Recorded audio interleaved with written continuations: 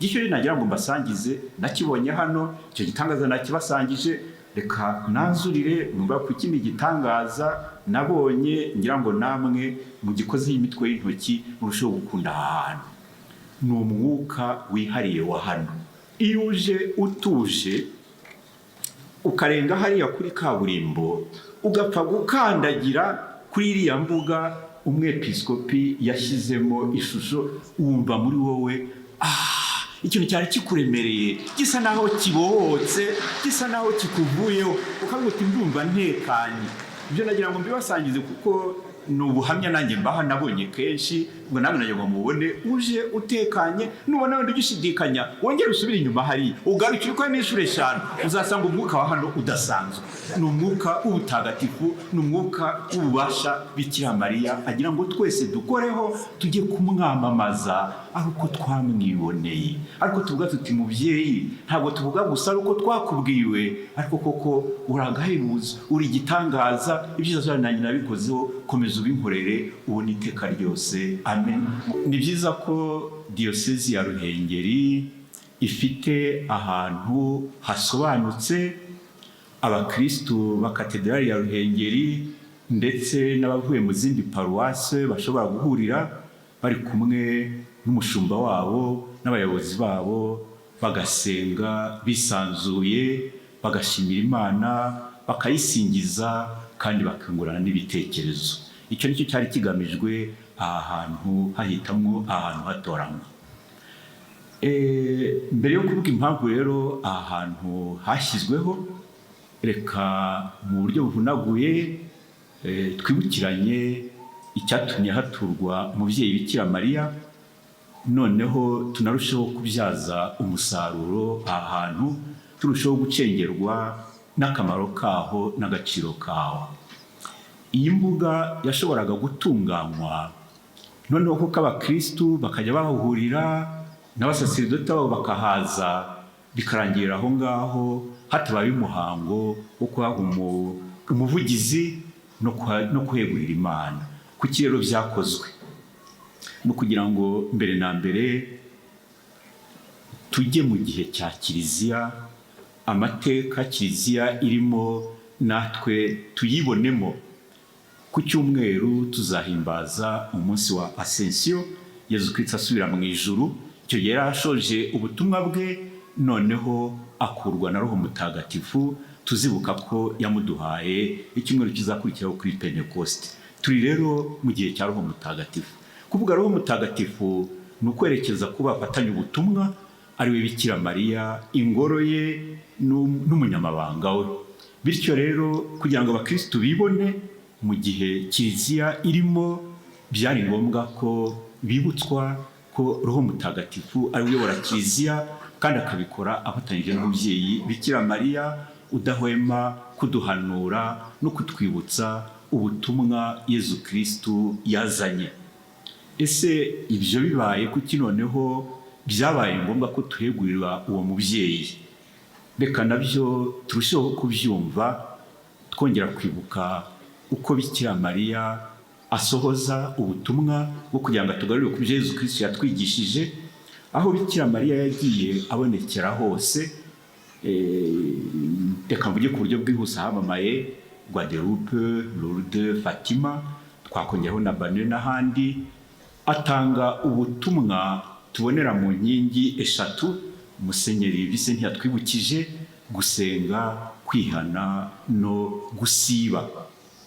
Izo ngingo akazibutsa kuko iyo azitugaruyeho natwe tubuka ibyo Yezu Kristu yatwigishije. Ariko aje i Fatima hari n'igikorwa yasabye ko cyashyirwa ahagaragara kugira ngo ububasha bwe, umugozi ubuhambiriye uhambuke butugereho butugwe neza. Akenshi iyo tuvuga ubutumwa bwa Bikira Mariya wa Fatima tunyerera kuri icyo gikorwa ntitugitindeho, nyamara yari gitsindagiye. Ni ikihe? Nicyo kugira ahantu hamwegurirwa.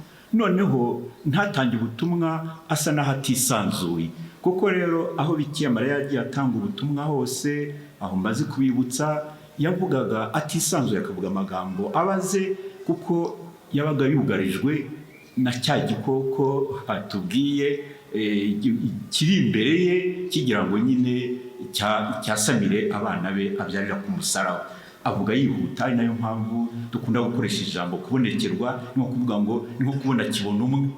Aje mu Rwanda niho yakoze agashya, kuko yavuze yisanzuye, agasobanura, agakora ibyo yumvaga agomba gukora byose. Icyo gikorwa rero yasabye ni ukugira ahantu hamwegurirwa. Kucya bisaba ni uko mu ibanga akenshi dusengera ahantu hamaze kwegurirwa Sekibi. Bityo noneho akavuga atisanzuye, akavuga agira ati ariko ntimubona ko ahantu muri nanjye ubwanjye kuhavugira amagambo menshi bitannejeje. Aje rero i Fatima yatanze ubutumwa tubonera muri ziriya ngingo 3, ariko anasaba ko agira igihugu kimwegurirwa. Icyo gihugu barakibabwiye ni ikihe? Ni Uburusiya. Icyo gihe abivuze kubera ko abana yabwiraga bari bato cyane, avuze Uburusiya, bibwiye yuko ari umugore witwa Rusiya, bazagenda bakamubwira ko Bikira Mariya yakwamwegurirwa, bikarangira aho ngaho. Ibyo kuvuga ko ari igihugu byari birenze ubwenge bwabo, ariko yarabisabye kugira ngo noneho naza kuduhanura avuge yisanzuye, avuge ashaka ko noneho dushobora no kuba twamusobanuza, anadukoreye n'ibitangaza adakorera hahandi atisanzura.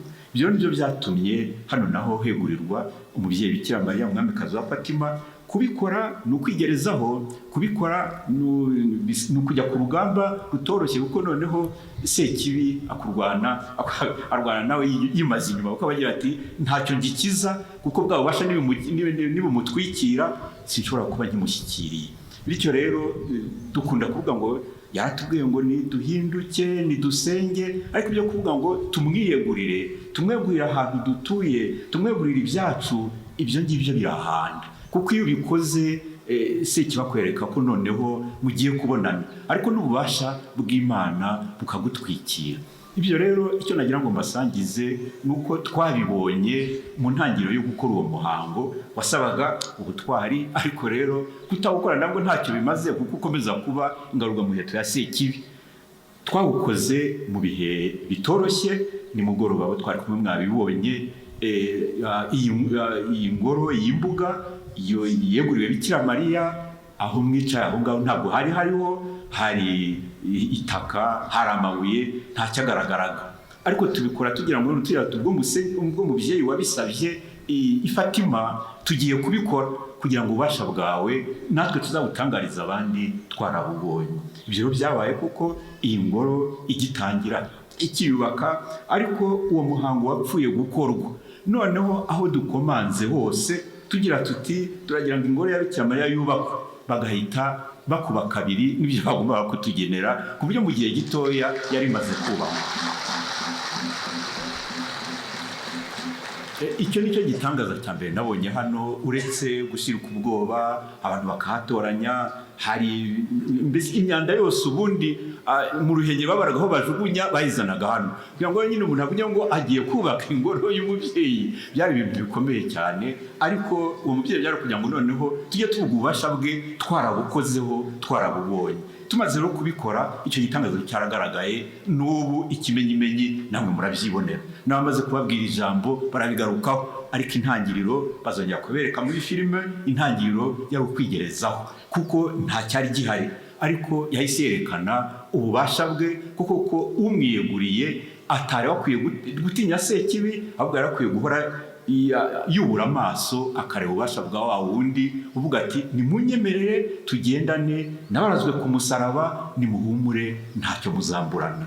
Icyo rero nicyo umubyeyi yakoze mu ntangiriro, ariko abagiye batanga ubuhamya na nimugoroba twabibonye, hari abagiye bakirira hano, hari abagiye bahabonera ibisubizo, hari n'abagiye bumva baruhutse. Nagira ngo mu gusoza iri jambo noneho namwe mbagarure ku kintu kizatuma ubwo bubasha umubyeyi Bikira Mariya yemeye ko buhambuka, kubera ko cya kindi yasabye noneho cyari kigezweho, kugira ngo ubwo bubasha bwe namwe bubagereho muje gusengera kuri iyi mbuga ntagatifu. Icyo mugomba gukora ni iki? Nicyo ngira ngo nsobanurire mu magambo atarambiranye. Bikira Mariya adusaba gusenga, adusaba kwihana, akadusaba no kwibuka. Ariko kenshi ahubwo dusenga ukabona ntidusubijwe. Nagira ngo rero uwumva wese atarashubijwe ajye aza gukorera isengesho rye hano kuri iyi mbuga ya Bikira Mariya umwamikazi wa Kibeho. Avuga ati, mubyeyi, nasengeye henshi sinasubizwa, ariko nje ahantu bambwiye ko icyo wasabye Fatima wagihawe. Nutansubiza rero ibyo birakureba, nzakugabiza Nyagasani Yezu Kristo. Bityo uze wimaze inyuma uvuga uti, nagiye hirya nagiye hino nabuze, ndaje baratubwiye ngo harakweguriwe, nabonye amashusho yaho, ahasigaye nahawe, nje kugusirikira nintasubizwa uragatoye. Bityo Bikira Mariya noneho uze utavuga ngo uhanganye na Sekibi, uje uvuga uti, umubyeyi ndagira ngo tugendane. Noneho uze umubwira uti, mubyeyi, ndashimira Imana yuko ugeze ahantu hakweguriwe, nje kukwereka akababaro kanjye, nje kukwereka uburwayi bwanjye, nje kukwereka ubukene bwanjye. Ibyo nibyo byatumye tuhegurira uwo mubyeyi, tuhabuza n'itariki ya 11 y'ukwezi kwa Gashyantare, kuko ariho Lourdes, ari wo munsi mukuru wa Lourdes, kandi muzi yuko ingabire yo gukiza abarwayi yahagaragariye cyane. Twagira ngo ntuzaze wese afite ibibazo bijyanye n'uburwayi n'ubukene asubizwe bwangu, bitewe n'uko wa mubyeyi atazabona no kuvuga ngo ntabwo ahantu hamweguriwe ku buryo bwuzuye. Bityo rero noneho uze isengesho ryawe uritangire. Icyo razagusaba niki, kuko niba uje kumusaba nawe hari ibyo ugomba kubahiriza. Ibyo babitubwiye, reka twongere tubisubiremo. Uje usenga, uje usaba, ntabwo uje utegeka. Akenshi amasengesho yacu usanga dutegeka Imana ngo nutankorera iki ngiki muri noveni bizaba birangiye. Twumvikane, ari wowe ari Imana ugomba gutanga n'ubuye. None wowe uje usenga, ariko ube gusenga icyari no kuvuga guca bugufi. Ibi nabyo Bikira Mariya atwibutse. Noneho uze usenga nta buryarya. Twatewe n'abantu basenga ntibahinduke, n'abantu ubona basenga bakagwa amashapure menshi, ugasanga shwida ingeso mbi ziriyongereye. Bityo rero Bikira Mariya ashaka ko dusenga nta buryarya. Gusenga nta buryarya ni iki? Uvuga ngo gusenga umaramaje, udahindukiriye yasi, uteye umugongo. Ibyo nibyo bituma amasengesho atabonera igisubirwa. Uje usenge, ariko noneho ugira uti, wowe ntezeho umusaruro.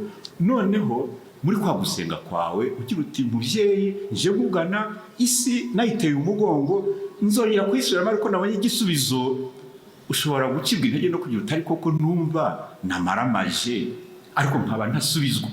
Kuko urasenga nta buryarya, ariko se hari icyo wigomwe? Kuko izo nizo nkingi eshatu zishyigikiye kugira ngo usubizwe. Urasenga, usenge nta buryarya, kandi usenge hari icyo wemeye kurekura. Kuko nukomeza gupfumbata iby'isi, none se ingabire ze zirajya hehe? Ibyo aguha birajya hehe, kandi amashyi yawe agifasha ibindi bitajyanye n'icyo urimo gusaba? Iyo bituma tubwira ati, senga nta buryarya, ariko icyo wigomwe. None unigomwe ikintu gifite agaciro imbere ye. Usanga rimwe na rimwe tuvuga ngo tugiye kwigomwa ibyo kurya, tugiye kwigomwa ibyo kunywa. Oya, banza wigomwe mbere na mbere bya bitekerezo bituma usenga umutima wawe uri ahandi. Icyo nicyo cy'ingenzi. Senga we wuzuye, ahubwo tuba turi imbere y'Imana, ni imibiri iri aho ngaho, ariko se roho ziri hehe? Oya, senga na roho yawe muri kumwe, kuko niyo mbere na mbere azashyiramo cya gisubizo. Ngoro Bikira Mariya ugira ngo abasubirize kuri iyi mbuga. Ibyo nagira ngo tube hano tubitahanye. Mbabarire wenda niba natinze, ariko nagira ngo uzaza hano wese azajya asubizwa nk'uko nanjye numva narasubijwe aha hantu hatunganye. Bityo rero nagira ngo namwe ibisubizo muzazana mugire muti, wa mubyeyi koko afite ububasha kandi arabugaragaza, nanjye ubwanjye nabukozeho. Ngwino rero umugane, umuture imibabaro yawe, utagize abandi uyitura, kuko icyo gihe uzaba ushyizemo uburyarya, kandi ugire noneho n'icyo wigomwa. Noneho nuronka ibyo yaguhaye ubisangiza abandi, kuko tugomba no gutangaza ibikorwa byiza Imana yatugaragarije. Bityo ndifuza ko muri gahunda y'iyi ngoro haba n'igitabo cyandikwamo abagiriwe ubuntu, hakaba naho twashyira n'ibimenyetso by'abo Nyagasani yakijije, wari ufite imbago zikagera aho zijya, wari ufite n'ikindi wataye, abantu bakazajya babibona ku buryo bufatika, kuko uzabwira uti yarakijwe azavuga ati niki kibinyereka. Ibyo rero nabyo ni bimwe bizatuma, ni kimwe mu bizatuma bwa bubasha bw'umubyeyi burushaho kugaragara kandi kugaragariza hano. Icyo nagira ngo mbasangize, dufite amahirwe akomeye cyane kuko turi ahantu umubyeyi akorera ibitangaza. Kuki akorera ibitangaza? Kuko ibyo yasabye byose ngo bimuhabwe, noneho yerekane koko ko ari umugabekazi yabihawe. Hasigaye ni ahacu no kugira ngo tubintoreze, tugendana nawe. Umwambari w'umwana agenda nka shebuja, ntabwo uzatuvuga ngo ni databuja ariko ni mabuja, ntabwo ari umwami kabuza, ni umugabekazi. Ni ukuvuga ko atuyoboye kuri rwa rugamba turwana na Sekibi. Icyo rero nagira ngo mbasangize, nakibonye hano, icyo gitangaza nakibasangije. Reka nanzurire numva ku kindi gitangaza nabonye, ngira ngo namwe mugikozeho imitwe y'intoki murushaho gukunda aha hantu. Ni umwuka wihariye wa hano. Iyo uje utuje ukarenga hariya kuri kaburimbo ugapfa gukandagira kuri iriya mbuga umwepiskopi yashyizemo ishusho, wumva muri wowe ikintu cyari kikuremereye gisa naho kibohotse, gisa naho kikuvuyeho, ukavuga uti ndumva ntekanye. Ibyo nagira ngo mbibasangize kuko ni ubuhamya nanjye mbaha nabonye kenshi, ngo namwe nagira ngo mubone uje utekanye. Nubona wenda ugishidikanya wongere usubire inyuma hariya ugarukire uko n'inshuro 5, uzasanga umwuka wa hano udasanzwe. Ni umwuka w'ubutagatifu, ni umwuka w'ububasha Bikira Mariya agira ngo twese dukoreho, tujye kumwamamaza ari uko twamwiboneye, ariko tuvuga tuti mubyeyi, ntabwo tuvuga gusa ari uko twakubwiwe, ariko koko uragahebuza, uri igitangaza. Ibyiza byawe nanjye nabikozeho, komeza ubinkorere ubona iteka ryose. Amen. Mukomeze mugire umunsi mwiza.